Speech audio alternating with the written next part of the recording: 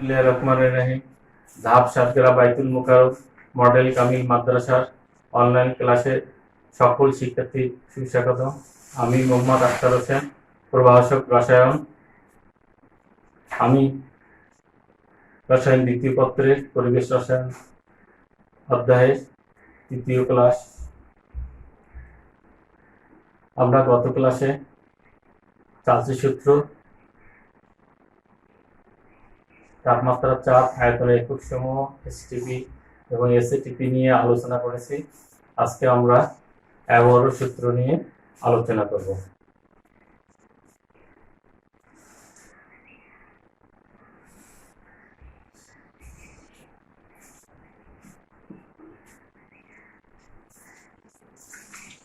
(1811) খ্রিস্টাব্দে ইতালীয় পদার্থবিজ্ঞানী অ্যাভোগাড্রো আয়তন এবং অণু সম্পর্কীয় একটি সূত্র প্রস্তাব করেন। অ্যাভোগাড্রো সূত্রটি স্থির তাপমাত্রা ও চাপে সম আয়তনে মৌলিক ও যৌগিক সকল গ্যাসে সমসংখ্যক অণু থাকে। এই সূত্র থেকে প্রমাণ করা যায় যে সকল গ্যাসের মোলার আয়তন সমান। প্রমাণ তাপমাত্রা ও চাপে এর মান হচ্ছে 22.4 লিটার। অ্যাভোগাড্রো সূত্র থেকে পাওয়া যায় স্থির তাপমাত্রা ও চাপে কোনো গ্যাসের আয়তন এর মোল সংখ্যা সমানুপাতিক। তাহলে আমরা লিখতে পারি V সমানুপাতিক N। N হচ্ছে কোনো গ্যাসের মোল সংখ্যা আর V হচ্ছে আমাদের N মোল গ্যাসের আয়তন। এখন আমরা আলোচনা করব অ্যাভোগাড্রো সংখ্যা।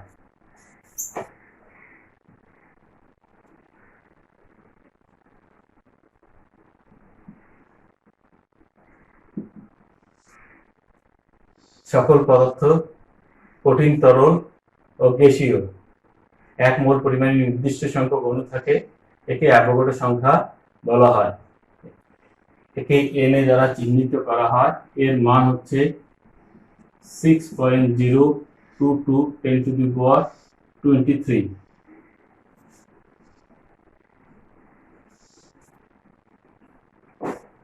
এখন আমরা অ্যাভোগাড্রো সূত্রের অঙ্ক করব।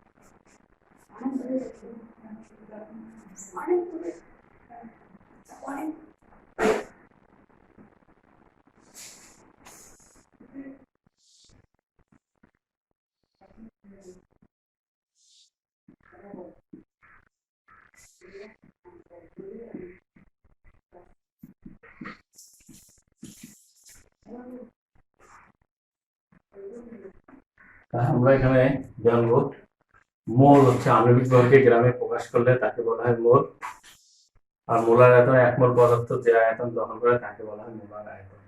তাই এখানে graphite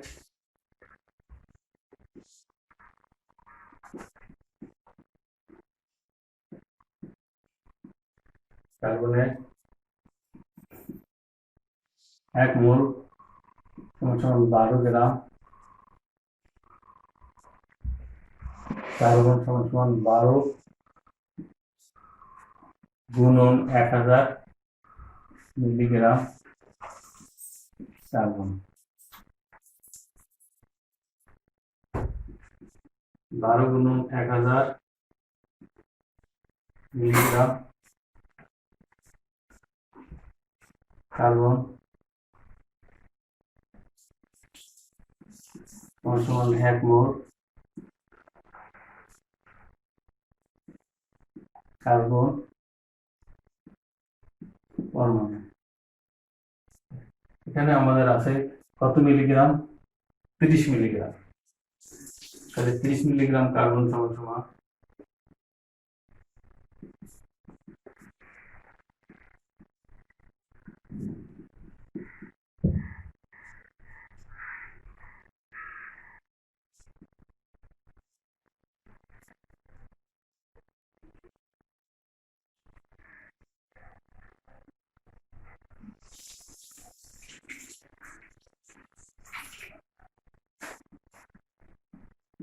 2.5 into 10 to the power minus 3 3 mole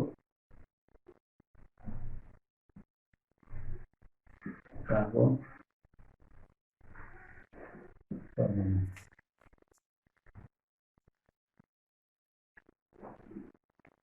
এক মোল কার্বন, আমরা 1 মোলে কার্বনে অ্যাভোগাড্রো সংখ্যক অণু থাকে বা পরমাণু থাকে। 1 মোল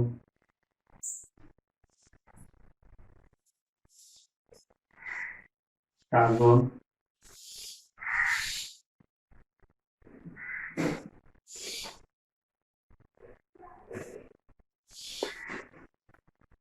6.022 10 to the power 23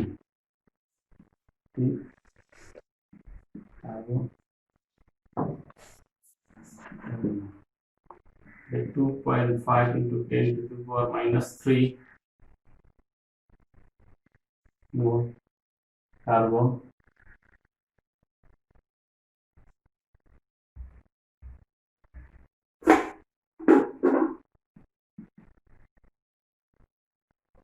Six point zero two two 10 to the power 23 গুণন 2.5 10 to the power minus 3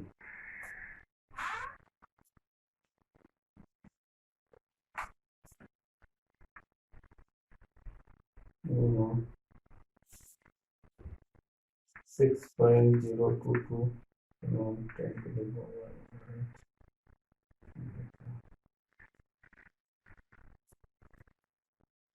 1.50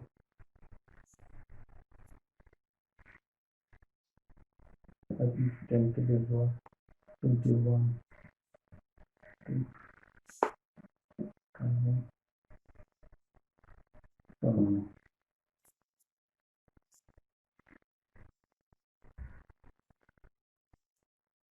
তাহলে 30 মিলিগ্রামে থাকে এতটি কার্বন পরমাণু, আর এতটি কার্বন পরমাণুতে থাকে এতটি কার্বন পরমাণু, এত মোলে থাকে এতটি কার্বন পরমাণু। তাহলে আমাদের এখানে আছে কত? 30-এর জন্য আছে 300টি। তাহলে 300টি আমাদের স্বাক্ষর দিতে কার্বন পরমাণু খরচ হয় এতটি কার্বন পরমাণু।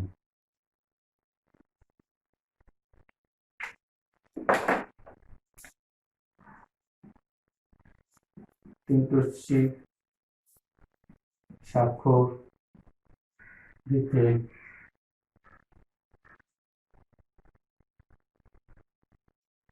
আমাদের খরচ হয় 1.505 into 10 to the power 21 carbon পরমাণু। তাহলে একটি স্বাক্ষর দিতে কার্বন পরমাণু খরচ হয়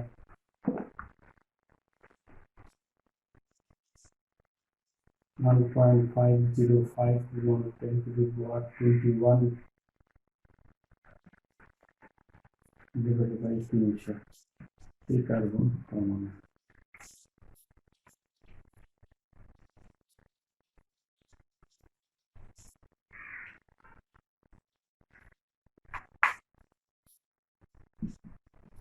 Five point 018 10 to the power 18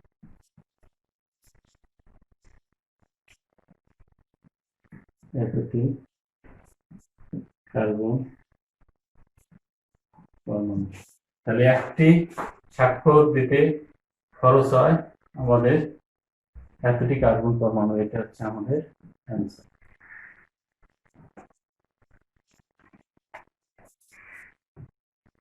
এখন আমরা গতদিনে বয়েল ও চার্লসের সমন্বয় সূত্র থিওরি করেছি, আজকে বয়েল ও চার্লসের সমন্বয় সূত্র একটি অঙ্ক। °C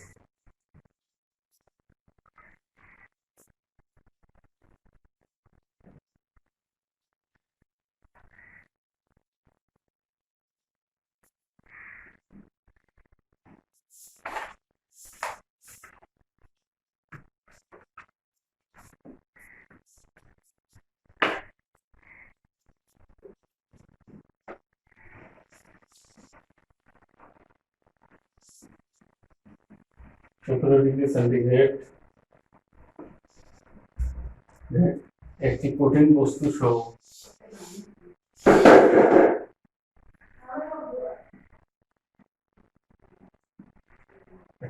বস্তু সহ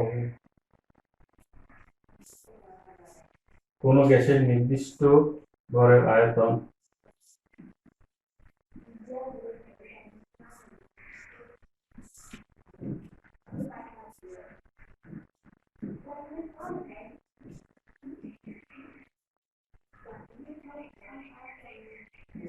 নির্দিষ্ট ভরের আয়তন 100 মিলিলিটার হয়। 100 মিলিলিটার হয়। তো ওই গ্যাসের তাপমাত্রা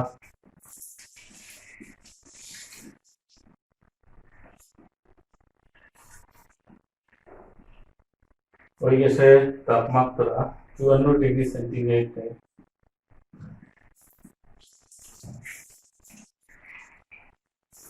ও চাপ দ্বিগুণ করলো।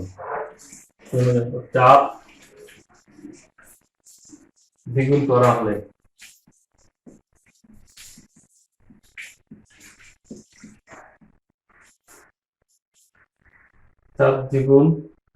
করা হলে কঠিন বস্তু সহ গ্যাসের আয়তন কঠিন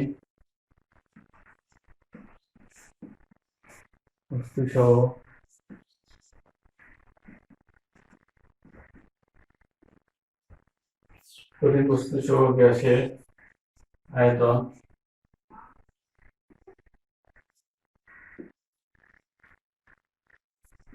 59.3 মিলিলিটার। কঠিন বস্তুর আয়তন।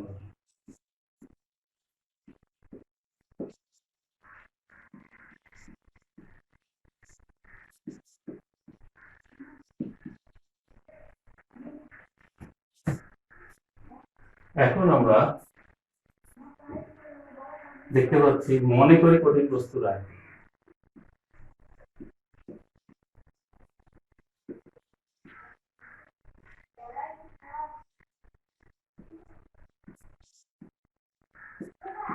আয়তন x মিলিলিটার।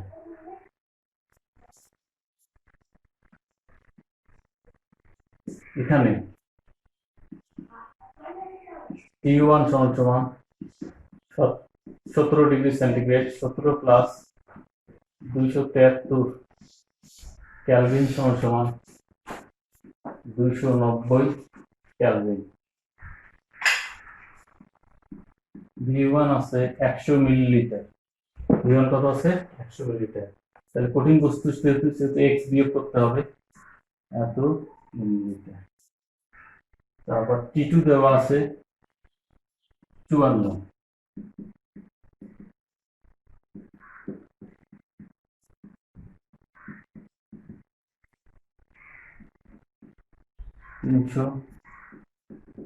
$327 কেলভিন। চাপ দ্বিগুণ করা হলে তাহলে T1 সমান 1 atmosphere,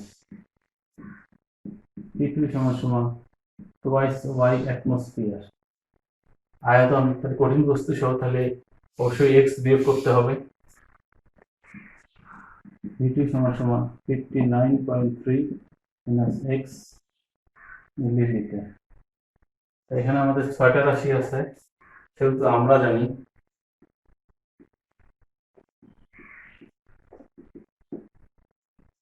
P1 V1 divided by P1 সমান সমান P2 V2 divided by P2। P1 এর মান হচ্ছে 1 y, V1 এর মান হচ্ছে 100 মাইনাস x divided by আমাদের T1 এর মান হচ্ছে 290, P2 এর মান হচ্ছে twice y, V2 এর মান হচ্ছে 59.3 minus x, T2 এর মান হচ্ছে 327। আমাদের এই y আর এই y কাটা যায়, এটা দিয়ে এটাকে গুণ করলে আমাদের দাঁড়ায় 327 100 x, 500 2 দিয়ে গুণ করলে 580 হয়, 59.3 minus x। এখন আমরা এটা গুণ করলে 327 0 0 327 x, 580 গুণন 59.3 সমান সমান 34,394 বিয়োগ 580 x, তাহলে 580 x 327 34,394 বিয়োগ 27 0 বিয়োগ 3,227 সমান সমান 320। আর 580 থেকে 327 বিয়োগ করলে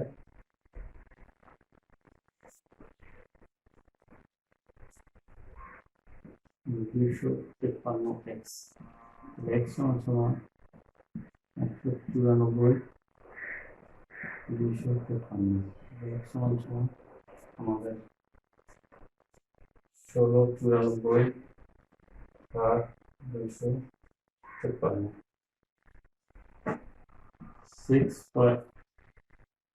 6.69 মিলিমিটার। তাহলে এখানে আমরা দেখতে পারি কঠিন বস্তুর আয়তন 6.69 মিলিমিটার। এটাই হচ্ছে আমাদের অ্যান্সার। তাহলে এখানে আমাদের বয়েল এবং চালচের সমন্বয় সূত্র প্রয়োগ করে আমরা অঙ্ক করলাম, কঠিন বস্তুর আয়তন নির্ণয় করলাম। এখন আমরা আলোচনা করব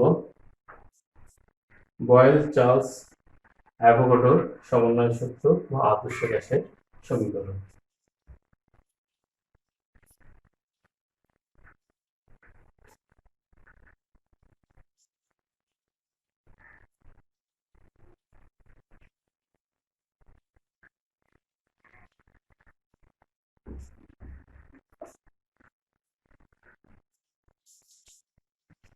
আদর্শ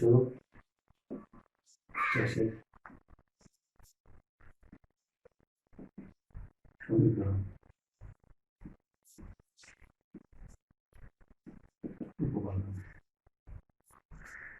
মনে করি T তাপমাত্রায় P চাপে এর মোল কোনো গ্যাসের আয়তন যদি V হয়, তাহলে 1 নম্বর হচ্ছে বয়েলের সূত্র অনুসারে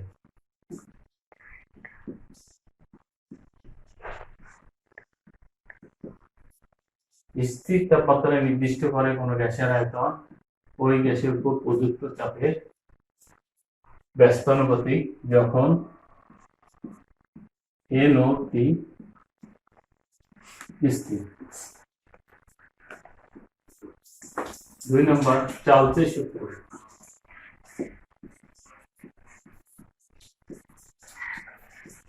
স্থির চাপে নির্দিষ্ট করে কোনো গ্যাসের আয়তন তার কেলভিন তাপমাত্রা সমানুপাতিক যখন N ও P স্থির। আর অ্যাভোগাড্রো সূত্র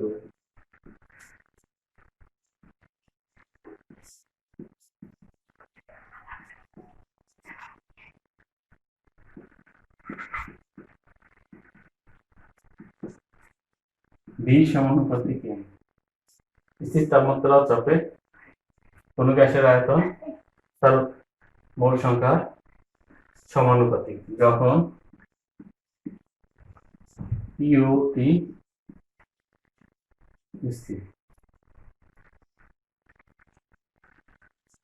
কোনো গ্যাসের তাপমাত্রা, চাপ, আয়তন ও মোল সংখ্যা যখন একই সঙ্গে পরিবর্তিত হয় তো বীজগণিত সূত্র অনুসারে আমরা লিখতে পারি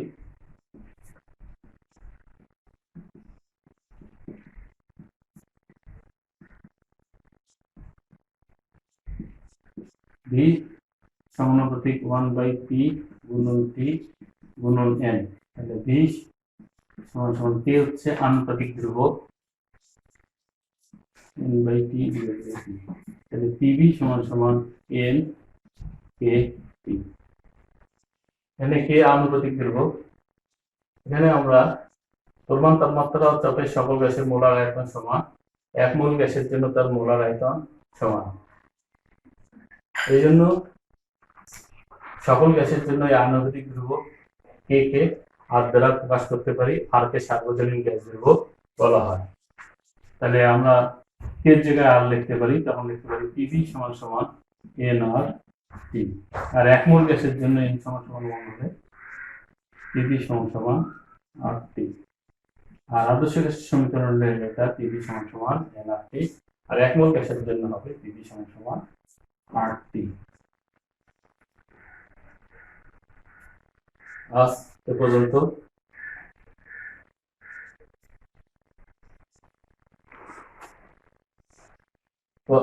পরবর্তী ক্লাস দেখার জন্য আমন্ত্রণ রইল। সকলেই ভালো থাকো, সুস্থ থাকো।